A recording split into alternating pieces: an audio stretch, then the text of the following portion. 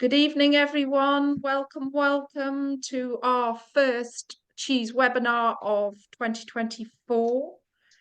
I'm just going to tell you a little bit about what's happening at the Academy of Cheese while you all join into this wonderful webinar tonight. Those that have studied with us, you know all about level 1 and level 2. Level 3, we've just launched maturing, affinage and grading module. Most fantastic module. It's like a workbook, a textbook that you can get lots of answers to lots of questions from. For those that haven't studied with us before, there's loads of resources that are downloadable on the Academy of Cheese website. We've got tasting sheets so that you can do structured approach to tasting cheese. We've got 101s on every module topic that we cover at the Academy of Cheese. So please take a look around the website. It's loads and loads of information and really fun stuff as well. I am asking you, please, to tell us where you're joining from in the chat. We'd love to know where you are in the world. We've had over 250 people register for this webinar, which is fantastic. Thank you to everyone. And so tell us where you're joining from and we can give you a shout out. LA, Essex, Toronto, Vermont. Woo, they're picking up all over the place. York, Italy, North Carolina, Romania, Clevedon, good old Kent. Hello, good old Kent. And we've got glamorous Croydon. Love it, lovely. Trondheim in Norway. Hello, welcome. We had the most fantastic time with you at the World Cheese Awards. Wales, Nottingham, Newcastle, Montreal. Welcome, everyone. That's amazing. Thank you so much. We love the internationalism of the Academy of Cheese.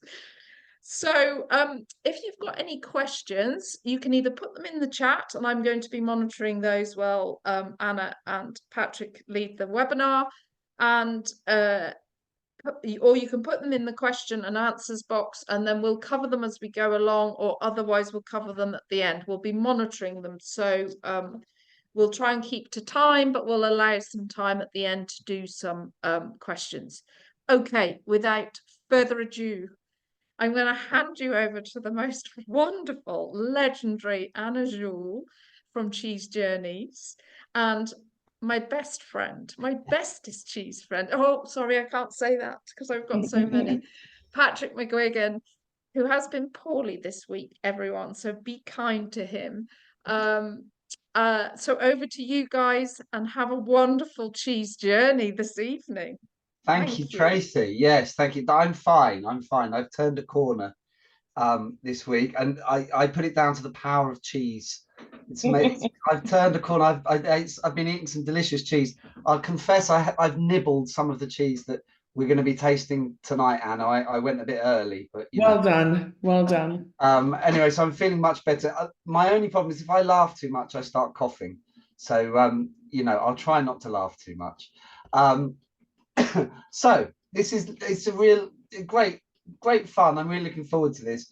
I mean, Anna and I have been have really got to know each other over the past few years, to the point where I've sort of been coming on some of the cheese journeys with Anna, and I thought it'd be really nice to introduce you, Anna, to the Academy of Cheese kind of world.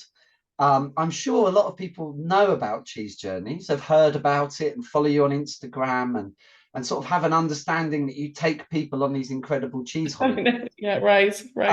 So I thought this, it'd be great to talk to you directly and sort of give people a flavour as we eat the cheeses, sort of from some of the countries you visit. So, I mean, I know a lot of people in the UK have bought cheeses from the Fine Cheese Company, and also people in the US have bought cheese from Fairfield, sort of tasting packs.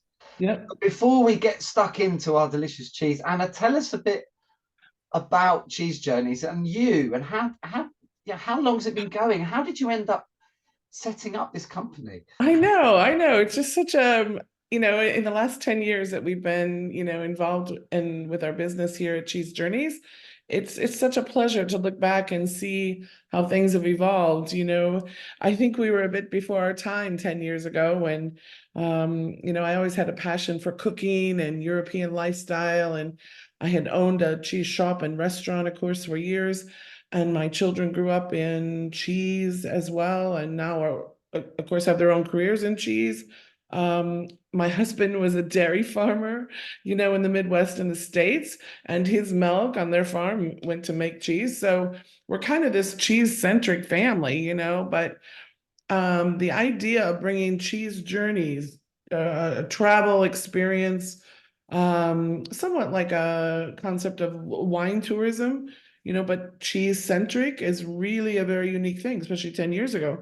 But what we knew was so important was that for people to be able to experience firsthand these amazing cheesemakers and artisanal producers of a variety of things, not just cheese, but even wine and charcuterie and a variety of things from various areas. But it really all evolved into what we now see today, a most wonderful experience with our guests of enthusiasts and professionals as well.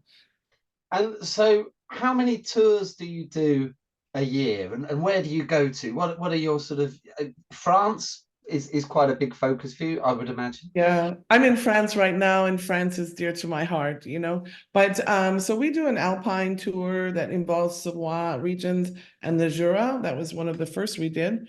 But also we broaden out to include Switzerland now because there's just so amazing things going on in Switzerland. And of course it's so beautiful. But what our first tour we ever did, of course, was dear to our heart in England.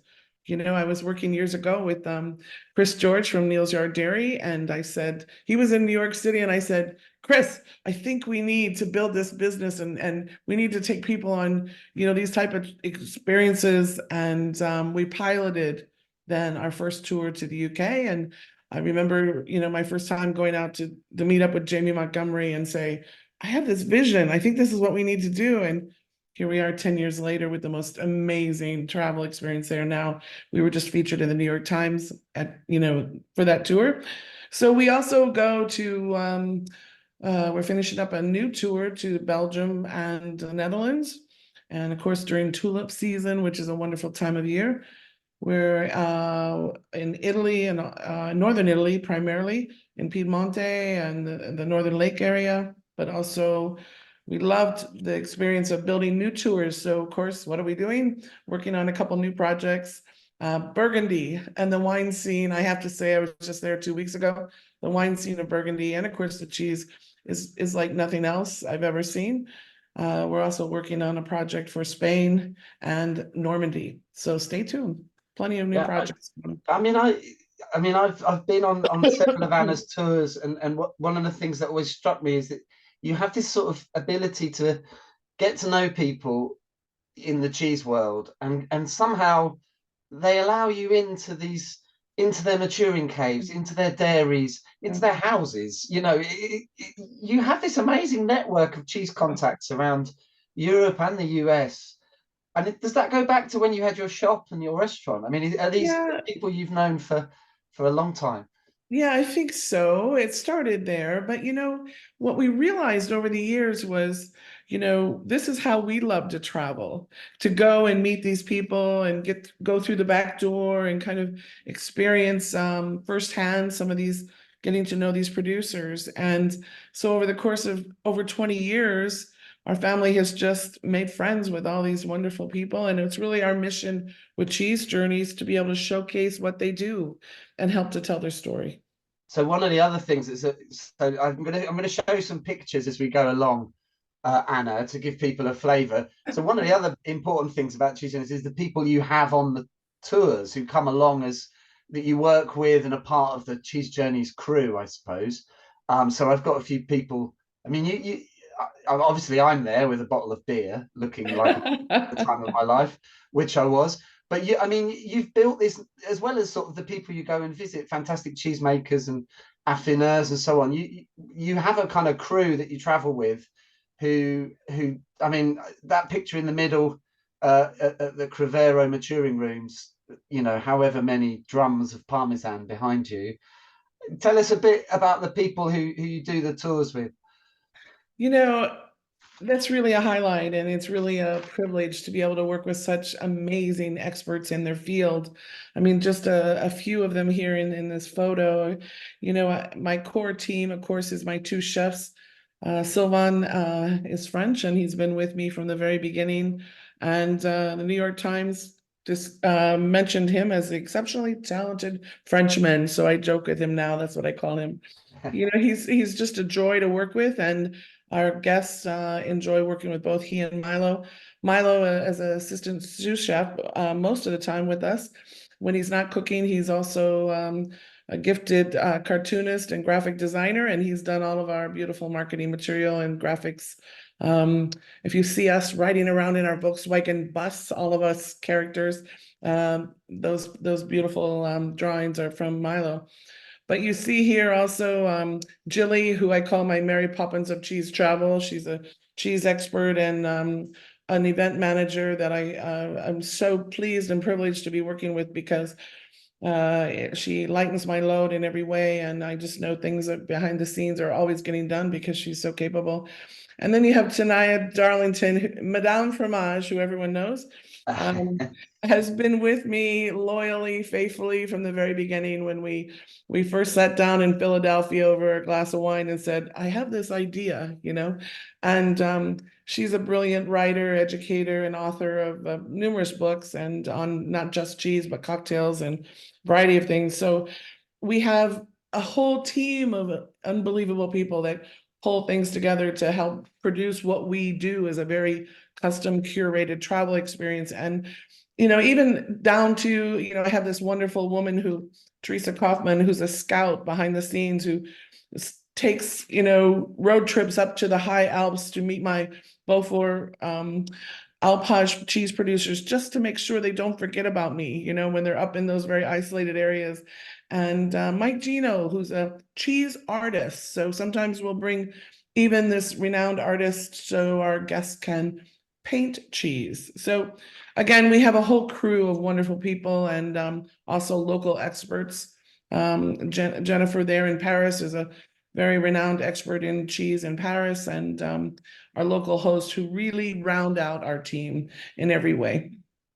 Yeah, it's a good crew. I mean, this is just a few of the people you work with. Like Yeah. you said, there's many more on the website. I feel like, Anna, we should probably eat some cheese. It's come to that point. I'm going to try and keep an eye on the chat. It's quite difficult to sort of keep an eye on everything at the same time. But I'll people have got questions, please put them in, and we'll try to answer them as we go along.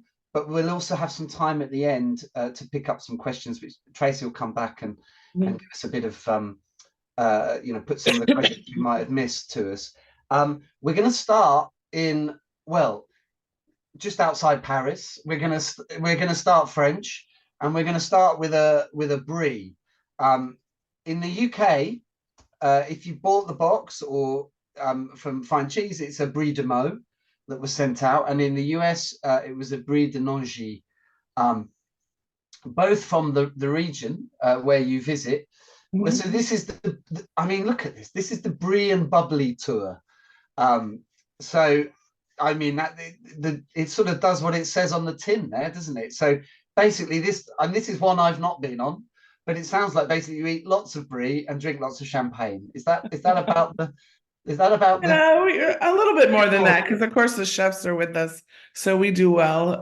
But we spend half the time in Paris and the other half out at this beautiful chateau, Corrance, which is out in Brie country, and serves as our home base. Very relaxing, gorgeous property, estate, and it's from there that we kind of go out and experience some of these local producers.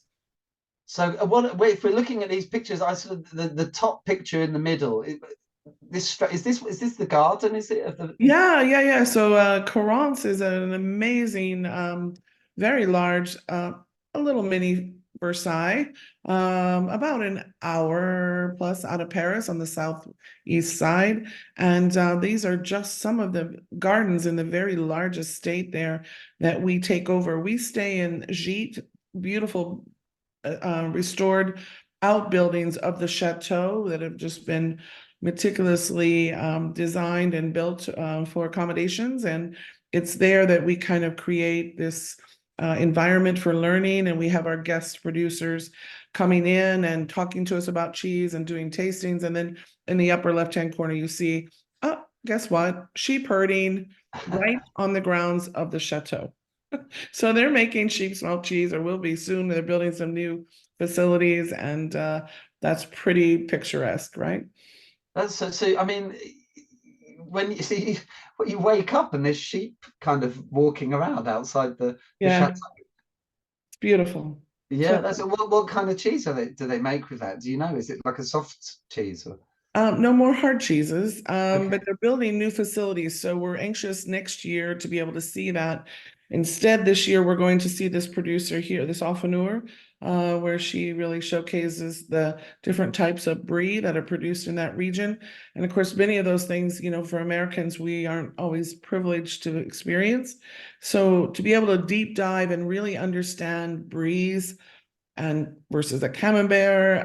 I love this tour, and this year we're taking a group from Fairfield and Greenwich Cheese Company, which we love traveling with them. We have been traveling with them for 8 or 9 years, I think, and that's something I like to do is collaborate a bit with cheese shops who have a great educational program in the States and who have the opportunity to kind of invite their customers to join us on a tour. And it's an amazing opportunity for them to kind of bond with the cheese shop owners and learn so much about cheese and come home and, of course, be great customers in the future. But great experience. And who's this handsome chap in the bottom right? Then is Oh, he's just so charming. This gentleman, he owns three cheese shops in Paris, and he is releasing or working diligently over the last few years to build the first cheese museum in Paris.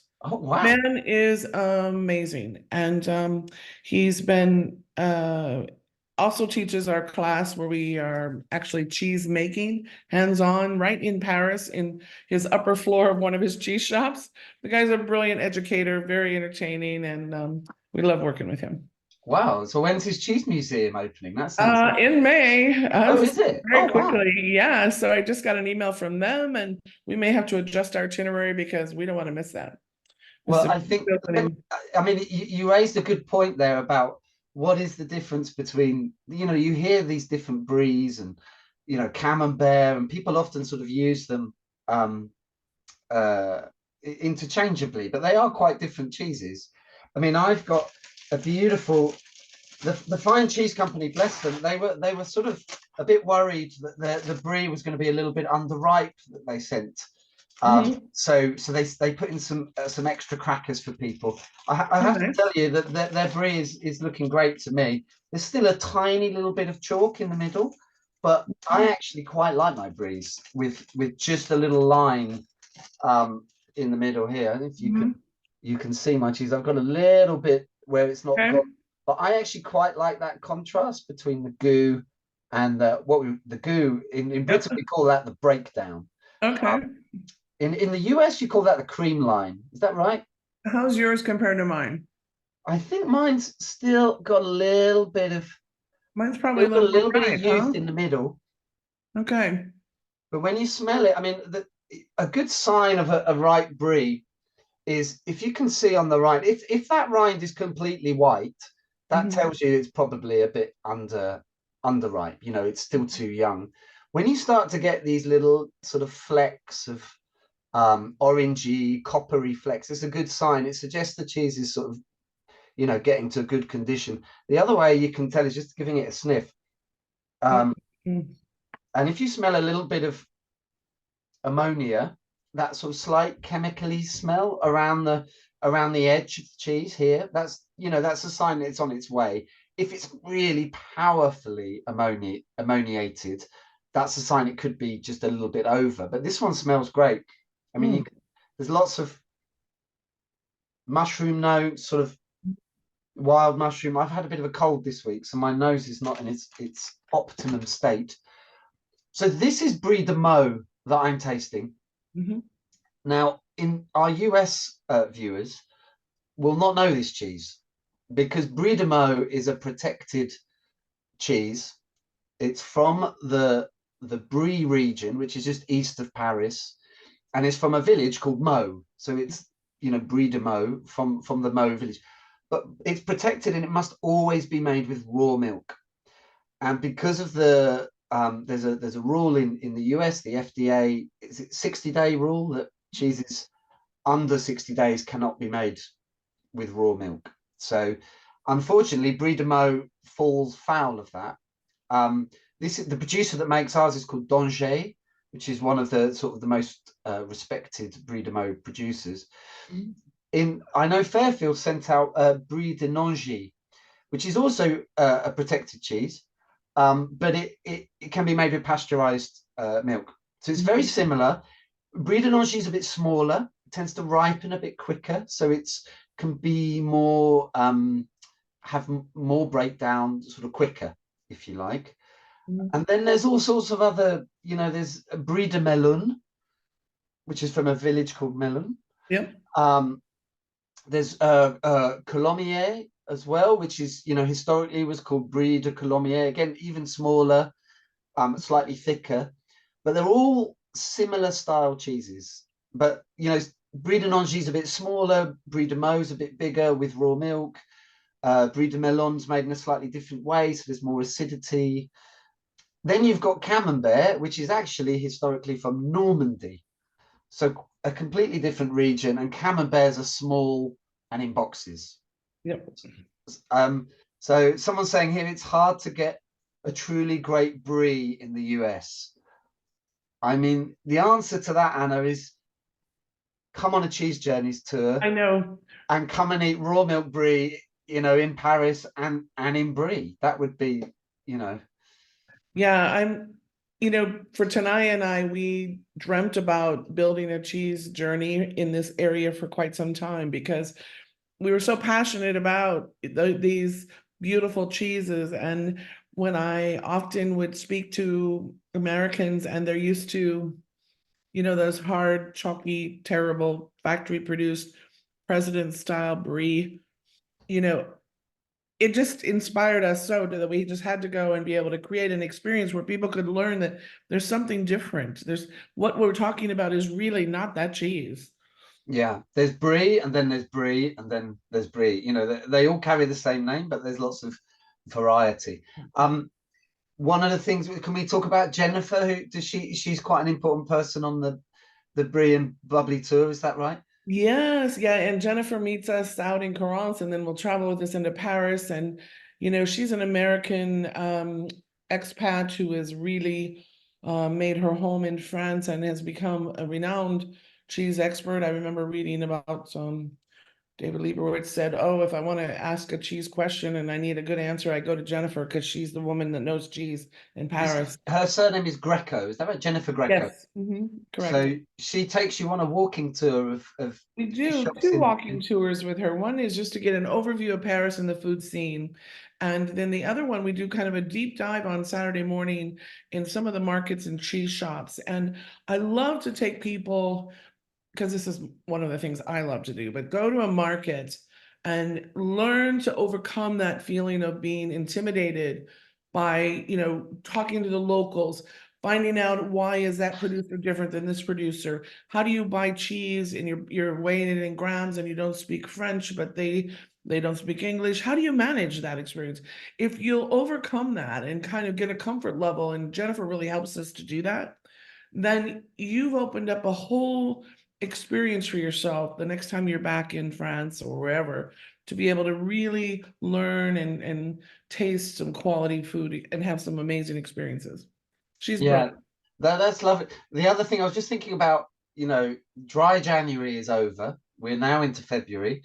So what would you drink with a brie? Well, what's made nearby, what grows together goes together rule is a good idea. So, but champagne is just on the doorstep, isn't it? Yeah, so just around the corner. We're so close, and so you might as well just open a bottle of bubbly with. It's such a perfect pairing, and I'm thrilled to have Lara and Chris with us on this trip this spring, and she's going to be teaching a whole class on champagne and pairing with brie. We have a few spots left on that tour, and so I'm really looking forward to that experience. It's going to be great. Yeah, so there's lots of drinking, trying different champagnes, different producers, different ages. That, you know, that's a big focus of the tour as well. Yep. There's a few questions coming in. What is Jennifer's Instagram so we can follow her? Yep. I'm going to type in a few things here as well. Chalk. Someone's asking, what does chalk mean? I suppose it's that with a brie, you have that sort of where it's broken down under the rind. You know, where it's velvety and silky and gooey. The chalk is the slightly crumblier section in the middle. So it's sometimes you get a line. I mean, chalk is probably a negative way of saying it, but it's the sort of a brand new brie has a very crumbly texture, and over time it becomes progressively gooier as the rind, the molds on the rind kind of break down the crumbly texture into a more sort of gooey paste. So the chalk is, I'm talking about that sort of crumbly bit that's in the middle. Someone was asking as well, can we type in the names of the bries? I shall do that as we talk along. Brie de Nangy, Brie de Melun, Brie de Meaux. I'll pop that in the chat in a second. I think we should move on to another cheese, don't you, Anna? And another country. I just feel like we're just popping around Europe, you know, 1 minute in Paris, the next minute we're going to head off to the Netherlands. Let's go to Amsterdam. Oh, I want to say one more thing just Of about course. Paris. Yes, I'm so excited. So one of the brilliant people I've also worked with, and we didn't mention earlier, is a professional food photographer by the name of Winter Kapleson. And I try to take her, she's Connecticut based, but she's brilliant. And I loved to have her with us on one tour a year. And so we select which tour we're kind of wanting to really showcase some amazing photographs. And it's going to be this Brie Corrance tour. And so for guests who travel with us on whatever tour we're bringing her along, they have an opportunity to get some amazing photographs from her. Nice. No, lovely. And a lot of her work will be on your Instagram feed as well. Yes. Yep. Yeah, follow us. Yep. So I'm trying worry, to do I can type in the names if you need. I'm on it. I'm on it, Tracy. Don't worry. Okay, we're going to move on to, so we're heading off to the Netherlands now. Mhm. And Belgium. So this is a tour that's not for this year, is it? This is for 2025. Yeah, we had showcased and executed a tour to the Netherlands and love that. And of course, we spent time with Betty Kostner. I call her our Julia child of cheese. She's a brilliant woman and entrepreneur and retail shop owner. Just a woman who's so talented. But what we realized is that tour needed to really have Belgium with it, because every time we were talking about the Netherlands, we're like, oh, in Belgium, we do this, you know? And then how do you not want to talk about chocolate and beer? I was going to say, it's the beer, surely. The Netherlands and Belgium, it's all about the beer, isn't it? Yeah. And the cheese, obviously, but you know. No. So, of course, COVID hit and the project got a little bit delayed. And so I flew into Belgium and met up with Tanaya, John and I did, and we had the most amazing experience in Brussels. And we are so close to finishing up that tour, and I've had so much interest in it. It's going to be released hopefully here in the next month, and will be available in tulip season for the year 2025, which we like to go ahead and release our tours about a year in advance. That really gives people time to plan, and it's going to be a real showstopper. So let me just a quick bit on, because it's a little way off this one, but let's have a quick look at some. That looks like you had quite a lot of fun sort of researching the trip. Did you spend a lot of time in pubs, basically?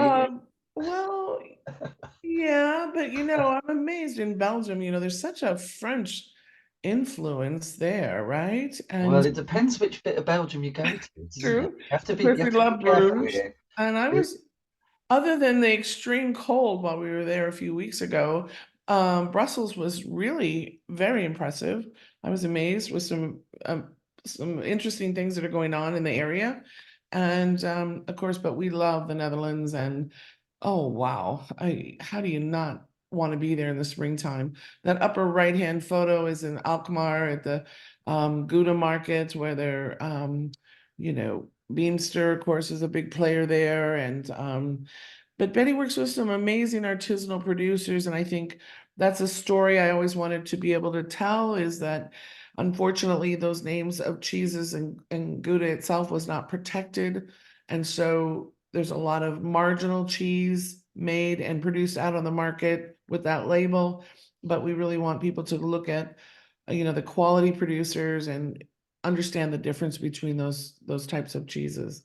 And this tour really helps kind of break it down for people. But oh, what a gorgeous place to visit. So, I mean, we've sent out a goat gouda to people, and we, hopefully people, if they haven't bought the packs, have managed to source some cheese themselves from their local cheese shop. But yeah, tell us, is this a favorite of yours, Anna, the goat gouda? Well, It's there's the slightly unusual, Brabander, of course, and this is a beautiful cheese that Betty, sends into the States. And then there's what they initially called the a Black Betty, a more aged version of this cheese. And I laugh because I know this cheese quite personally. The girls bring it in and through Essex Street Cheese, and when it hit the States with no marketing, plan or any kind of rollout, it was a showstopper. Shops were calling all over the country, said, "Oh my God, I got to have that cheese." Black Betty, Brabander, a beautifully aged goat cheese that is in the portfolio of Betty Costner. Truly an amazing Gouda style cheese. So Betty is an affineur in Holland. So she buys cheeses from dairies, young cheeses, and her job is, she's got the maturing magic. So she brings the cheese on and in her maturing rooms, in her cellars. Yes, and she's also an owner of two beautiful shops, retail locations, one in Paris and one about 50 miles, I think, uh, west of Paris, more out on the coast. And but really what Betty is an advocate and an educator that is, I mean, if you've had the privilege of spending any time with her, she's really truly remarkable. And on our tour, we are hosted by her for several different events, including a cheese and tea pairing, if you can Hello. imagine. She travels the world educating people about the beautiful opportunity to pair with various types of teas, her cheeses. And that's fascinating to me. I 'Cause Anna, hang on. As an Englishman, I need to talk to you about tea. So I'm imagining a cheese and tea pairing is not. We're not talking PG Tips builder's No, tea with no. cheese. Are we talking fine teas, Fine tea. Lapsang Souchong, Earl Grey? Herbal teas. Is that how it works? Or Yes, and you would love it. It's just the new. I had no idea because I didn't grow up as someone who really appreciated tea or had that as part of my daily life. And so the nuances, the flavor profiles of tea paired with these cheeses is just so interesting. And really, when you think about it, there are millions of people in the world globally who maybe don't drink alcohol, but tea is a very special part of their life, and to be able to pair it with cheese is phenomenal. yeah, brilliant. I love that. I mean, we haven't, unfortunately, in the US we sent out Betty's cheese. In the UK, it's a similar Gouda made in so this is most Gouda is made with cow's milk, but there are goat versions.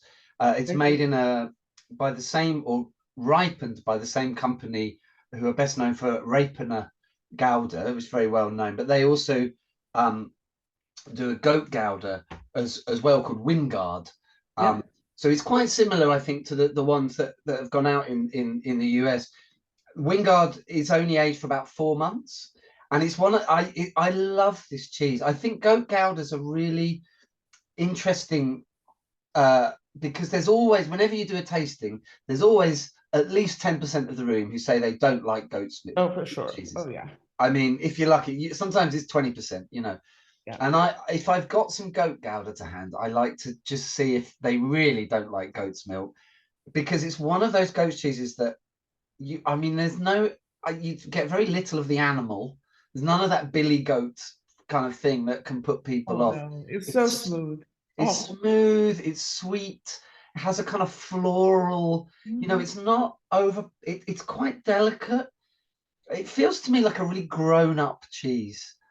I like It's quite that. elegant, It's very elegant. It's very Yeah. elegant. I sort of You're feel so quite right. sophisticated when I eat a goat gouda. Yeah, It's got these kind of like high notes, which I just think are really, yeah, I feel like I should be listening to classical music when I eat that. I like And that. fine tea. I love the idea of some fine tea in the background.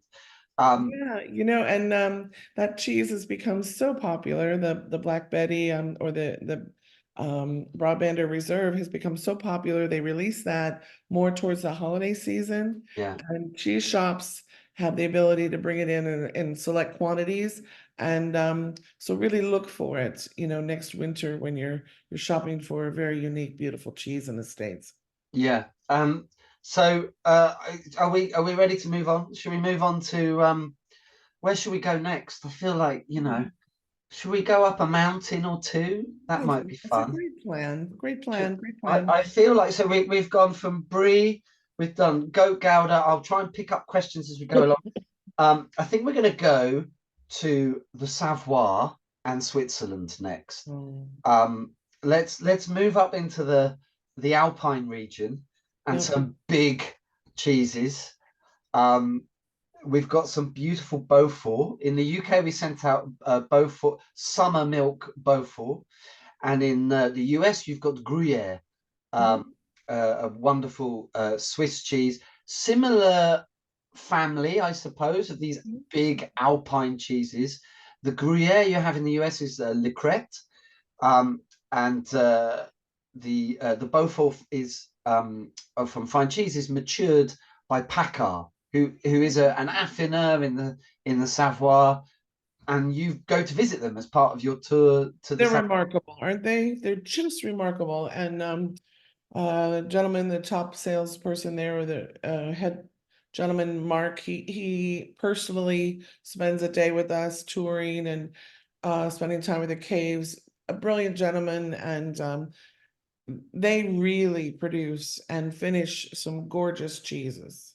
And many of them come to the States. It's wonderful. And this is Paccard. So this is sort of getting to understand this difference between there are cheese makers and then there are the people that mature the cheese, who are separate businesses. In Europe, in continental Europe, it tends to be sort of two different companies. You have the cheese makers and the affineurs. In the US and the UK, often it's the cheese maker also matures their own cheese, but Paccard is an affineur. So they would mature all the cheeses from the Savoie region, which is if you're in eastern France, you think you keep going, you're going to hit the Alps at some point. The Savoie is a region in the kind of southeast of France. If you keep going, you go over the mountains, and you're into Switzerland and even into bits of Italy, actually, if you look at the map. And so Paccard, I mean, when you go to the Savoie, I mean, it's famous for Beaufort. We've got this wonderful summer milk Beaufort here in the UK that we're tasting. But what other cheeses do you sort of taste while you're in the Savoie region, Anna? Because there's lots of other cheeses made there, aren't there? There are, and primarily is, cow's milk cheeses. That region is just so picturesque. You can imagine everyone's vision and dream of, mountain villages with cows out, grazing in the valleys and the pastures of, with cowbells on and just that glorious, gorgeous region that just lends to cow's milk production. And I see Mark there in the middle, and but all of these cheeses, as you mentioned, the ones that are aged, that are hard cheeses, they may be aged for 12 months or 24 months at least, and but younger cheeses like Reblochon, which is unfortunately not a cheese, Matagodine, not a cheese that comes into the States, but truly classic cheeses that are farmstead cheeses that are, you know, in the regions up in these little villages up in the Alps. You'll see farm producers selling their cheeses, you know, at the markets or at, you know, right on the stands on the road as you drive by. So classic cheese. We do a beautiful experience there, not only with Picard, but up in the Alps. While we stay in the chateau that you see pictured there on the upper right. The lower, So that's where people stay in the top. yeah, That's your home for the week, that's is our it? That home. chateau. You know, it's a lovely family who purchased this chateau over 25 years ago, I believe, and it was in a very dilapidated state, and they restored it back to its original beauty. And we take the whole chateau over, which is very typical of a kind of a signature experience for Cheese Journey. One of the things I feel strongly about, at least we're part of the tour as best we can, is to be able to have our chefs traveling with us and not to be tied to a hotel room or going into a restaurant or moving frequently all the time, but really kind of setting up camp and living local. So if you can imagine, this is your home for the week, you know, and it's there about an hour and a half south of Geneva, and we have a glorious time there. With a swimming pool. So With a swimming pool. that's your own. I mean, it's a tough life, really, isn't it? Being on a cheese journey, you I know, know. your own Well, chateau, your own chefs. Have a quick dip in the Patrick, morning, and then go and visit amazing cheesemakers. Brilliant. Patrick, we're getting asked for your tasting notes, please. Lots of people want to hear your view and tasting Well, of it's the very cheese. difficult, Tracy, because I've had a terrible The cold lurgy. for most of the week. So I have to say, my palate is not quite on its Bash. A game at the moment. It's coming back, so I am tasting something. I mean, Beaufort. I mean, both of these cheeses, Beaufort and Gruyere, mhm. are big Alpine cheeses. So they're made in, you know, typically sort of somewhere between 30 to 40 kilo wheels.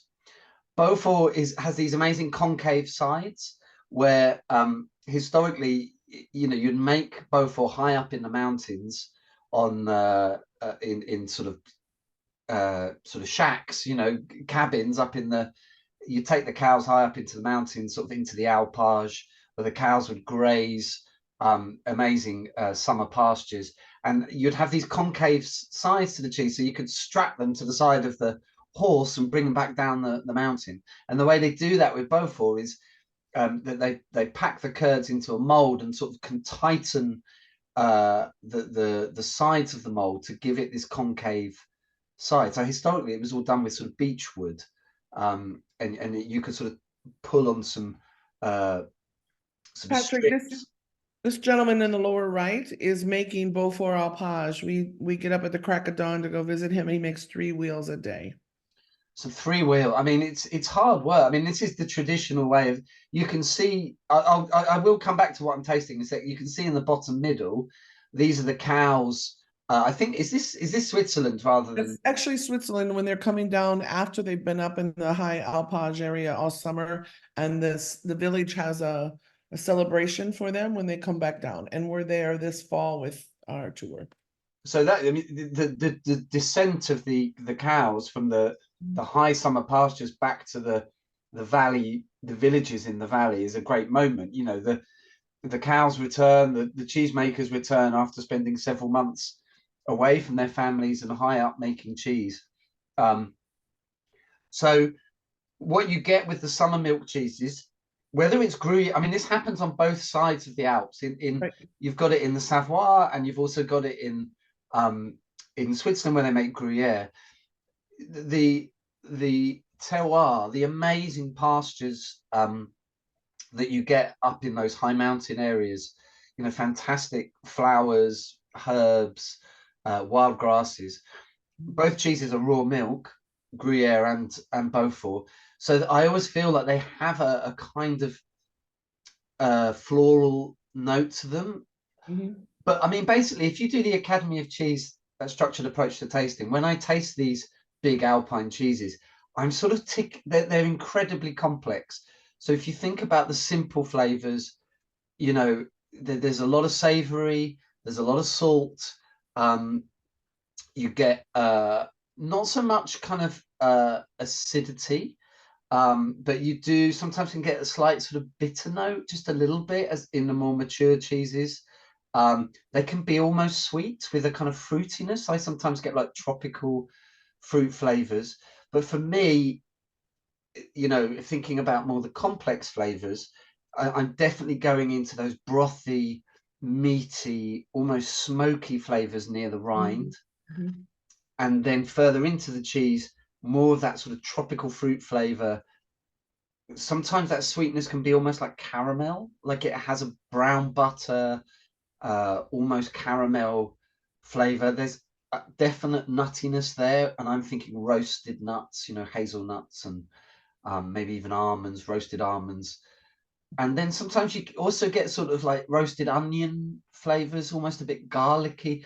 Mhm. When I taste these cheeses, both Gruyere and Beaufort, you know, if I do a tasting session, it's often we've got 10, 12, 13 flavors that we've picked out in these cheeses. So, you know, what's a complex cheese? Beaufort and an aged Gruyere definitely has a lot of complexity and length as well. I mean, they live with you. The the the the beefiness that you get, that kind of savory intensity. Both cheeses are washed. The rind is smeared with brine, and often they'll add something it's called morge, where little pieces of mature cheeses, the rinds from mature cheeses, are added to the solution that they smear the new cheeses with to encourage this sort of funky bacteria, this sort of pungent orange bacteria to grow. And if you've got your cheese, you know, have a look at the rind, and you can see, give it a sniff, and you can sort of smell that sort of meatiness. You can also sort of smell the cave in that as well. Mhm. So what can I taste in Beaufort? Everything. You know, and same with Gruyere. You know, there's just loads going on.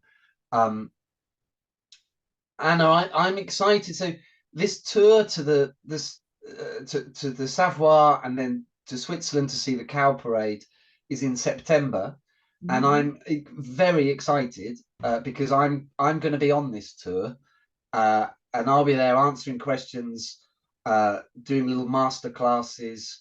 You know, we'll be doing cheese and wine, and I mean the wines of the Savoie are fascinating. They have really interesting native grape varieties that you just don't find anywhere else, and they go really well with the local cheeses.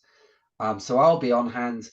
You know, you might see me diving into that pool at some point, but I'll be there to sort of share my expertise and to come and visit the cheesemakers and affineurs with you.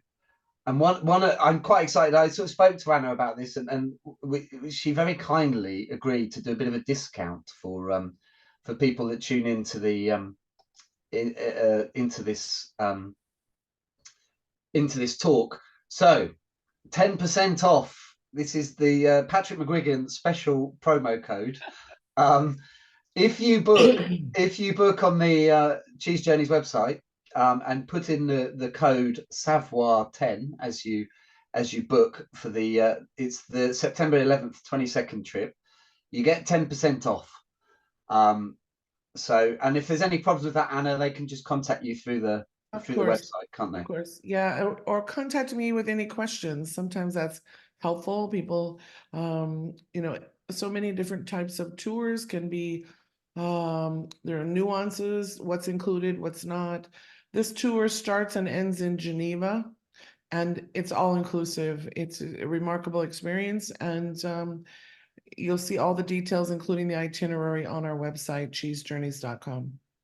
So a little incentive for people to come and join me and Anna on a trip of a lifetime, basically. So yeah, I mean, do you have a favorite cheese, Anna? What's your favorite cheese? Is it impossible? I mean, this is the question everybody asks me. And I've sort of come up with an answer, but I don't know. Can you have a favorite cheese? Wow. I know many people ask me the same question, and I don't necessarily have a favorite. I have several favorites. And I think that's because it depends on the season. You know, when I think about being in, high alpine areas or in the wintertime, what do I like? I like alpine cheeses. I like a good fondue. I like raclette. I was just in Brussels. Do you know I was in a cheese shop. A woman who owns it was originally from the Jura. She had 25 different flavors of raclette. No way. Can you imagine? How many did you buy, Anna? Did Well, you I come came out back to with like, Strasbourg and John and I said, okay, we're going to try 4. I found a cheese shop that had several, and I had never even like expanded my mind to think about that. But it was really a fascinating tasting experience. So, but in the summer and in the spring, what do you like? Some beautiful fresh goat cheeses, depends what you menu. I'm all about, I'm not necessarily, I am knowledgeable about cheese, but I am a hospitality kind of person, so it all depends what menu I'm curating or what time of year it is. And if it's summer, I'm eating lighter. yeah. Or if I'm in Italy, guess what? I love Italian cheeses as well. So it just depends, You have your Yeah, group of it's favorites. true. It's an impossible question. It's like, what's your favorite album? It Yeah. depends what mood you're in. Uh, Yeah. there's some good questions coming in. Uh, someone's asking about with the goat gouda that we tried before. Compare it to Colleen. It's an interesting one. Colleen is an Irish goat gouda, Okay. made by a Dutch cheesemaker who moved to Ireland.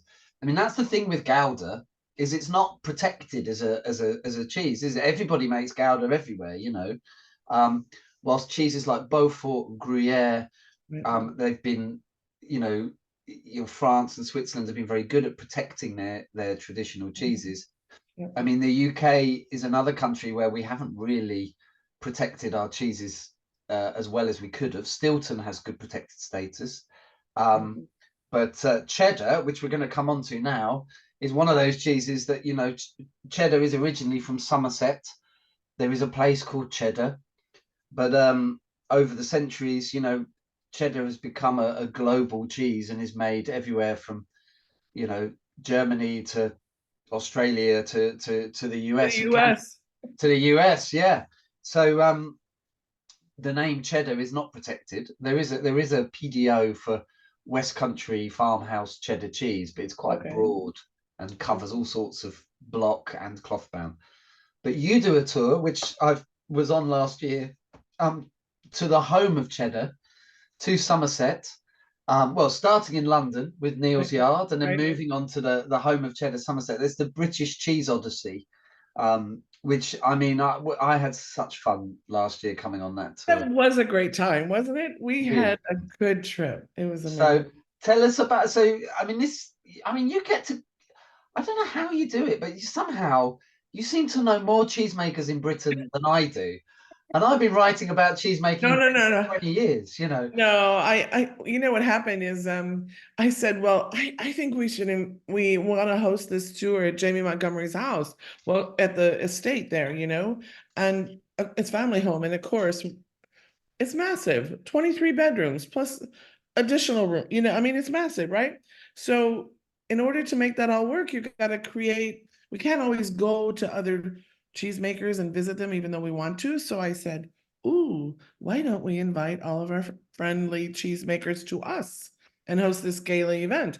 And pretty soon, over the course of a couple of years, Jamie and I started pulling this together, and we now have the most coolest gala events for a day and a half of 15 to 20 of Britain's top cheesemakers all gathering to be able to hang with our guests and co-hosts here. It's pretty phenomenal. So just to give it some context. So the British Cheese Odyssey starts in London. You meet your guests in London. We do. You spend a few days, going behind the scenes at Neal's Yard Dairy, going around Borough Market. So you can see at the top here. This is on one of your tours just outside the dairy in Borough Market, and then you decamp to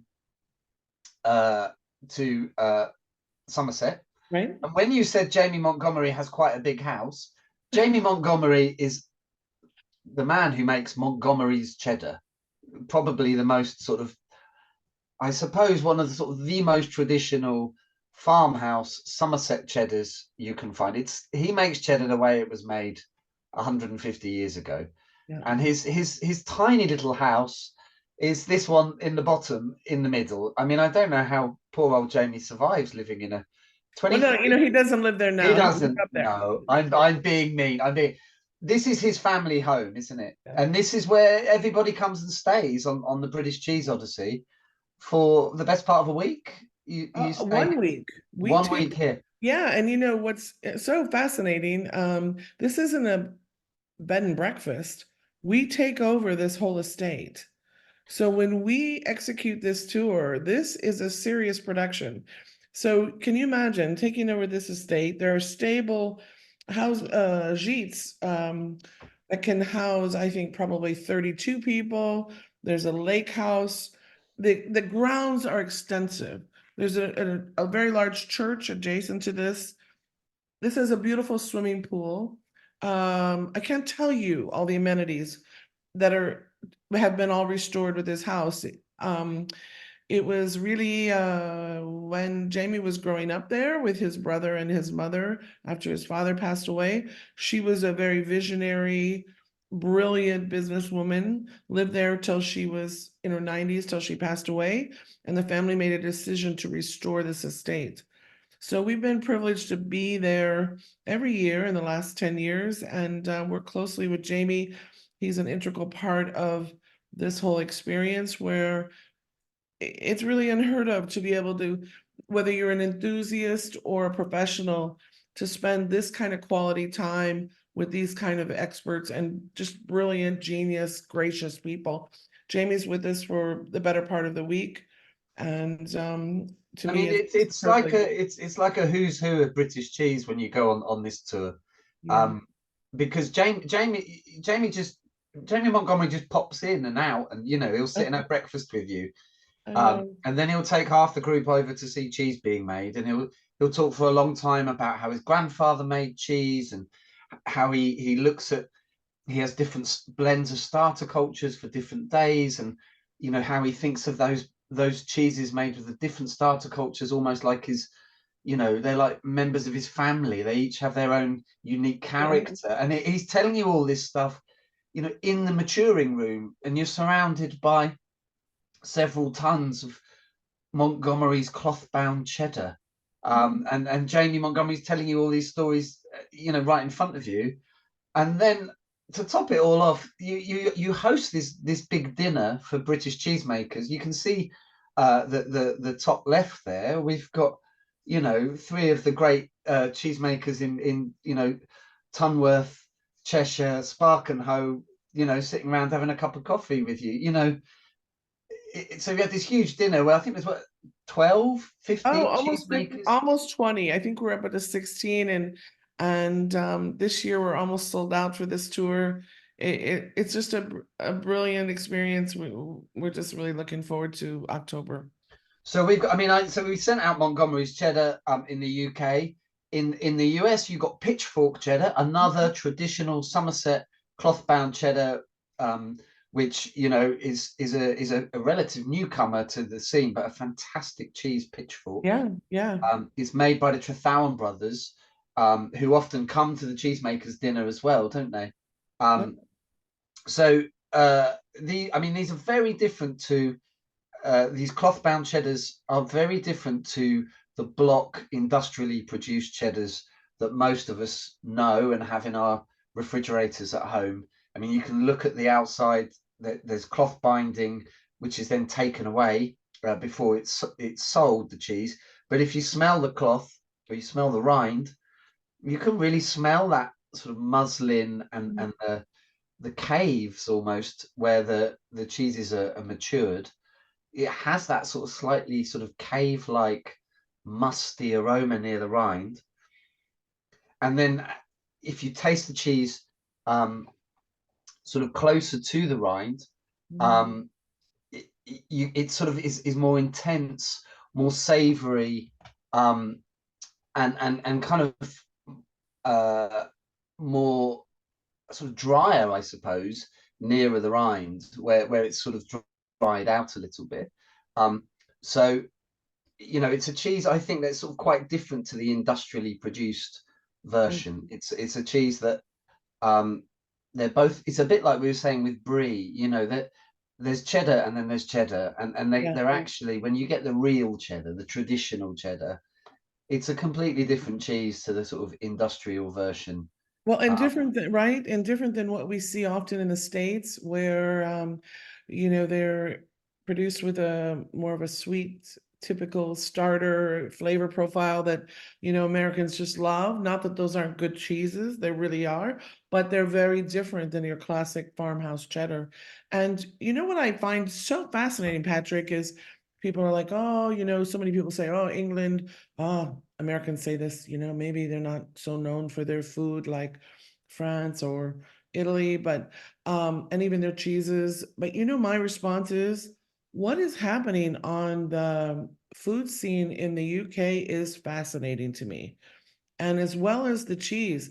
When I look at Fen Farm and what they're doing, producing Baron by God and Stacy with a can rival any camembert I've ever tasted. And how about a buffalo mozzarella producer? There's a lot of very innovative things going on in the UK. The food scene in London is fabulous, and that's really the story we want to be able to share. yeah, I think there's a lot of similarities between the US and the UK in terms of, in many ways, we lost our traditions in cheese making sort of post Second World War, but then there's been this really exciting recovery, where, you know, since the 1980s really, where, you know, there's been a newfound interest in good cheese, but the cheesemakers have gone off and sort of done their own thing and come up with new styles and interesting new flavors, and, you know, looking to France and Italy and also their own traditions in the US or the UK, and creating brand new exciting new cheeses. So Exactly. yeah, I mean, when I came on the tour last year, we did a tasting looking at sort of new wave British cheeses and comparing them with new wave English wines, because there's lots of similarities in what's happening in the wine world in the UK, where we've not been known for our wine, but in the past 20 years, there's been so many vineyards setting up, really, really high quality sparkling wine now being made in places like Sussex and Kent. So we had a really interesting talk on that tour, like comparing you know, how these sort of industries have grown up together. And it's the same in the US, you know. I mean, if you think about US viticulture and cheese making, that they've sort of evolved in a similar period, haven't they? Yeah, so true. So I just seen the time. Goodness me, time flies when you're eating cheese, doesn't it? Let's finish. Let's have a lovely bit of taleggio. Did you manage to get hold of taleggio in France? You did. I did, but you know, I had to go to the Italian food market. Excellent. We've got both. It's both the cheeses sent out in the US and the UK have both been matured by the same affineur, Aragoni. So that's good. Managing to sort of get cheesemongers across the Atlantic kind of sending out the same cheeses is not easy, but we've almost managed with this. So both of these taleggio's that were sent out were matured by an excellent affineur called Casa Aragoni. And you do a trip to northern Italy, and well, it's sort of Piedmont mainly, but you do go over into Taleggio sort of country as well. We do. We spend a week down in Piedmonte and explore, you know, the unbelievable region of that Bra and surrounding areas, Asti, truffles, and the wine area. I mean, we do quite a bit of wine on that tour because how can you not talk about the wines of Piedmont? They're life-changing. I mean, they like inspire me. You know, when I can get good wine from Piedmont, you know, back in the States, I'm like, oh my God, amazing. So I mean, if the wines of, I mean, there's just, it's like sort of food and drink, Shangri-La, Piedmont, isn't it? You know, if you're not I know. eating truffles that have just been dug up by the truffle hunters, you're eating incredible cheeses, or you're drinking Barolo or Barbaresco or, you know, Barbera wines. I mean, it's just it's sort of You an know, amazing place. yeah, and you know, we really, I don't know, there's so many stories to tell about the renowned producers that are in that area, and including women winemakers, which typically, historically, were never able to inherit or be involved in the family's production, you know, of wine. And when I see families today now doing what they're doing, there's stories to be told. And Kira Bosky, I mean, she's a legend. You know, the woman who changed Barolo wines and got the Rat Pack, a group of men, to be able to go and improve in their quality by going organic. And now, where Barolo is probably some of the most renowned wines of the world, she personally loves what we do with Cheese Journeys, and she hosts us every time when we come. And you know, she's also involved with her very passionate project dear to her heart with Castelmagno and the restoration of that high alpage village that had been left destitute, and restored all that. So we take people up to that area too, which to me is a really signature experience. So if people don't know Castelmagno, it's a level 2 cheese, I believe. If you're studying the Academy of Cheese, you learn about Castelmagno at level 2. It's a really unique cheese. I mean, it's a cheese. It's sort of it. There's nothing else quite like Castelmagno. It sort of does its own thing. The way it's made is really weird. In that they sort of take curds and leave them in whey for a long time, and then sort of take them out again and put them back into whey, and they end up making this very crumbly cheese, which actually I suppose is almost a bit on the Cheshire scale of crumble, but it's very it's meant to be a blue cheese, but it doesn't always go blue. Sometimes when you cut into it, it will be quite pale, and then it will start to blue up once you've cut into it. So they don't spike the cheese in the same way that you would with Right, most blues. right. So sometimes it goes a bit blue, sometimes it doesn't.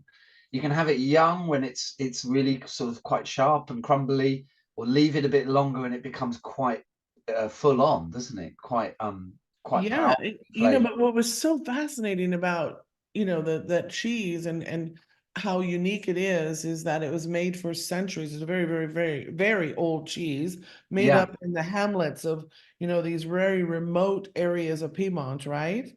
yeah. So one in particular, one of the hamlets, fascinating quick story was that back basically in the 20s, there was these very remote hamlet of people that were producing the cheese up in that area, and literally in a matter of a day, maybe the families who were all no longer able to sustain themselves up in these remote mountains all headed down the mountain and left the village in ruins.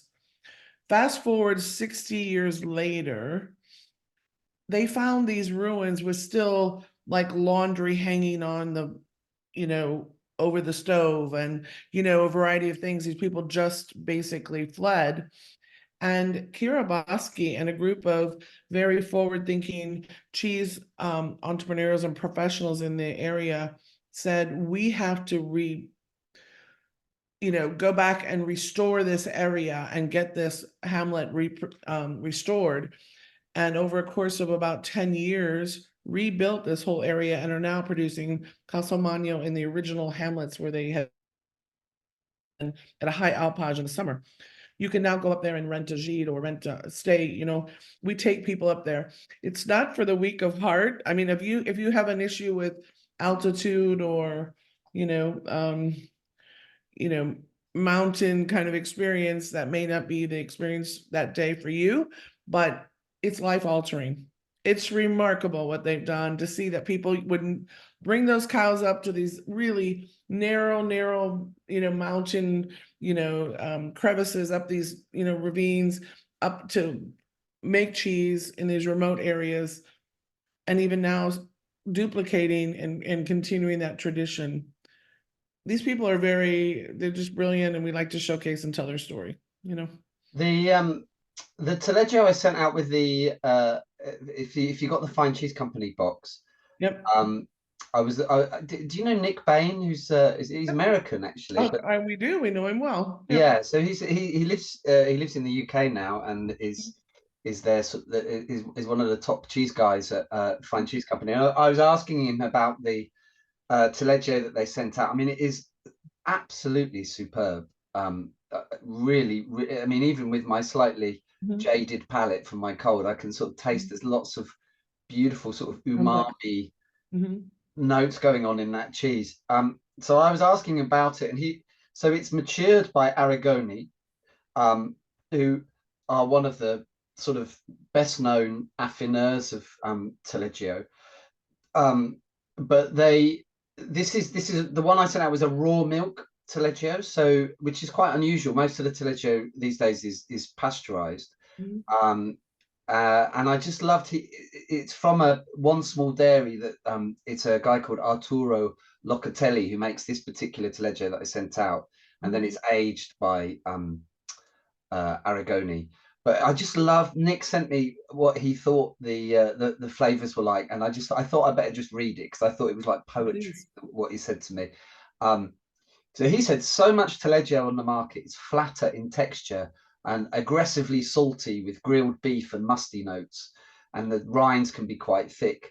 But Aragoni believes that taleggio should have a pillowy texture with a peachy rind, and he thinks this, from Locatelli's cheese in particular, has milk sweet and hammy flavors with a hint of acidity and a yeasty finish that balances against both the salinity and the rich texture. He says, eat it with a malty beer, which I absolutely concur with that.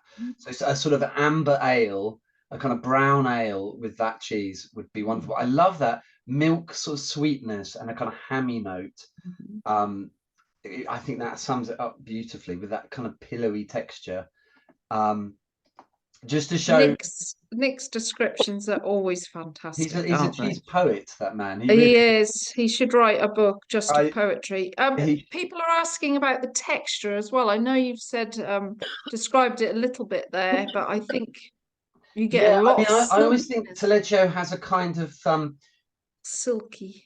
Well, I mean, it sounds like a negative, doesn't it? But I sometimes think like emulsified, which isn't. It sounds wrong, because when we think of emulsified, we think of sort of additives for food. But I was thinking more like if you with like mayonnaise or something, where you're emulsifying, when there's almost like a chemical reaction, so it gets this sort of amazing sort of glossy texture. Pillowy's quite good actually, because it's soft, but it doesn't run everywhere.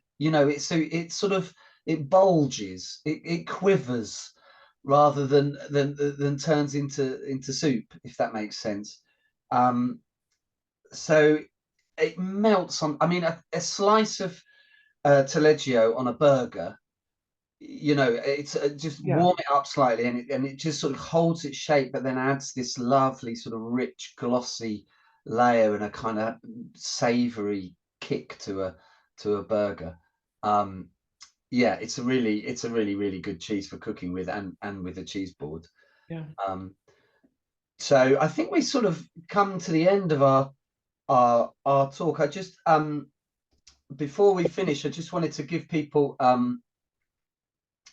just some final, if they want to get in touch with me or with Cheese Journeys directly, follow us on Instagram. So it's at Cheese Journeys or at Patrick McGuigan 1.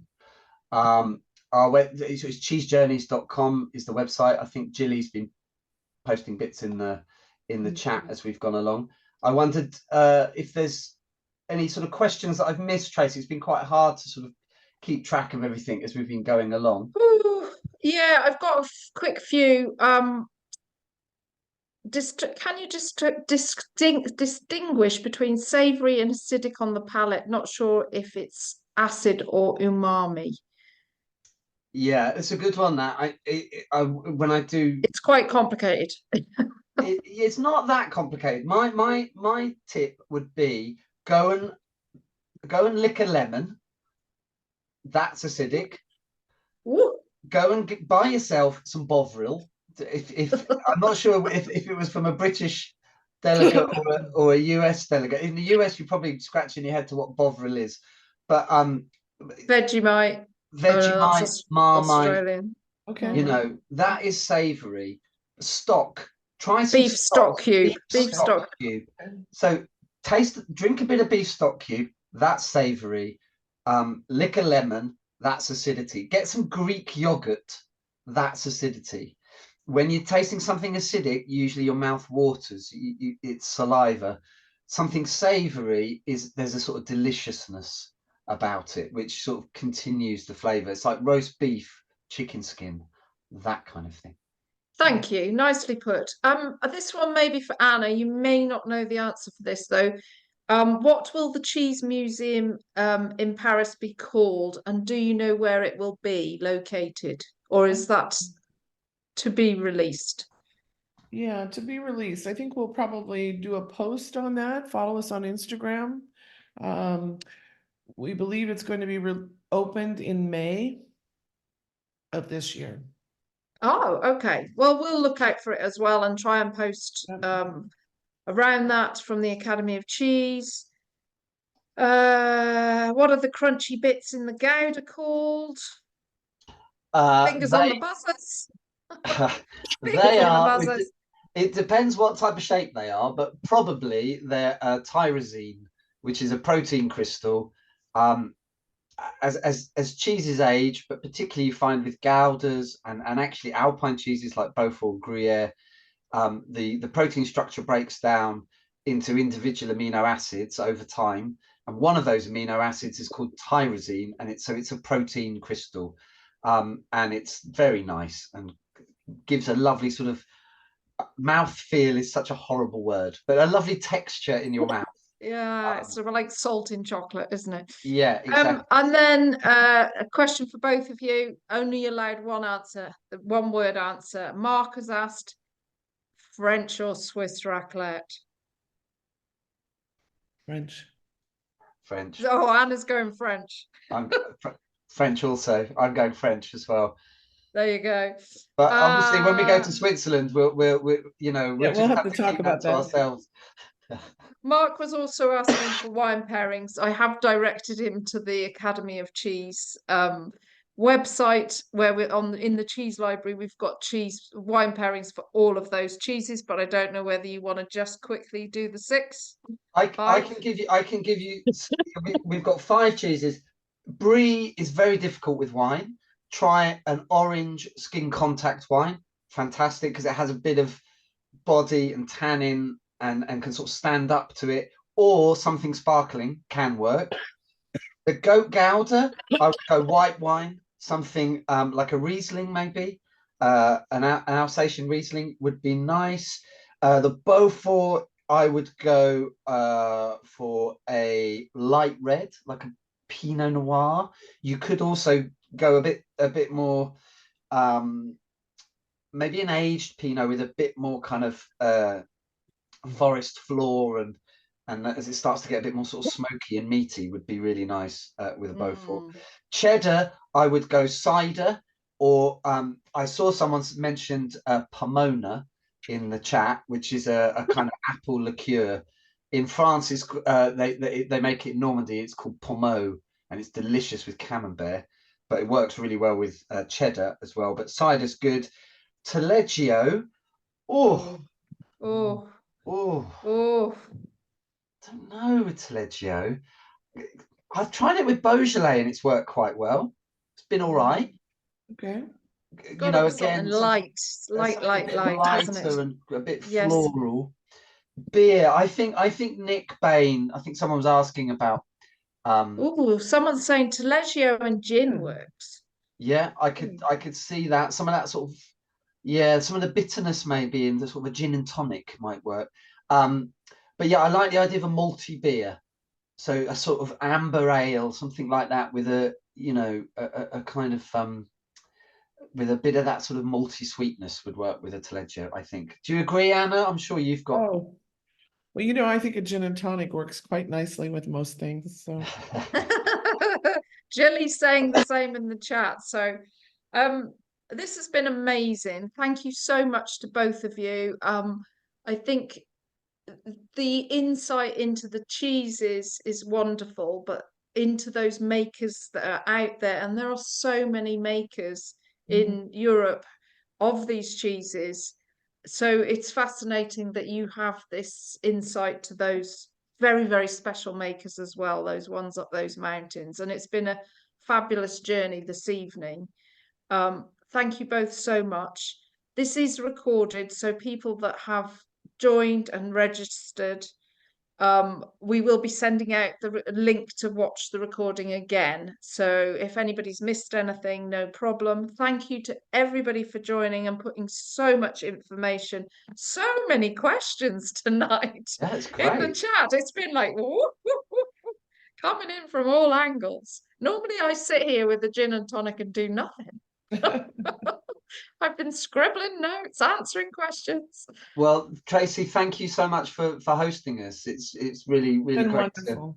to Yeah. team up with the Academy of Cheese. So and sort of, you know, speak to some of the people that study with you guys. So thank you. Yeah, thank you so much. I know, it's amazing having those people in the chat, isn't it? We've had some great people, and Yeah.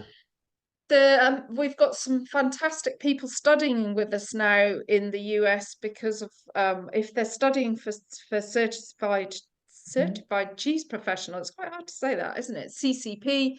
The academy courses go towards your hours, so it's fantastic. We've That's now wonderful. got this amazing synergy with the American Cheese Society, and we absolutely love it. So welcome, welcome. We just love these collaborations. So Yeah. thank you both. Brilliant, brilliant. Thanks a lot, Tracy. I Tracy, hope you you're both amazing. feel better. Thank I hope you. everybody feels better soon. Yeah, for sure. Thank you. Take No, care. thanks, Anna. Take care. Thanks, Patrick. Bye, Bye. everyone. Thank you.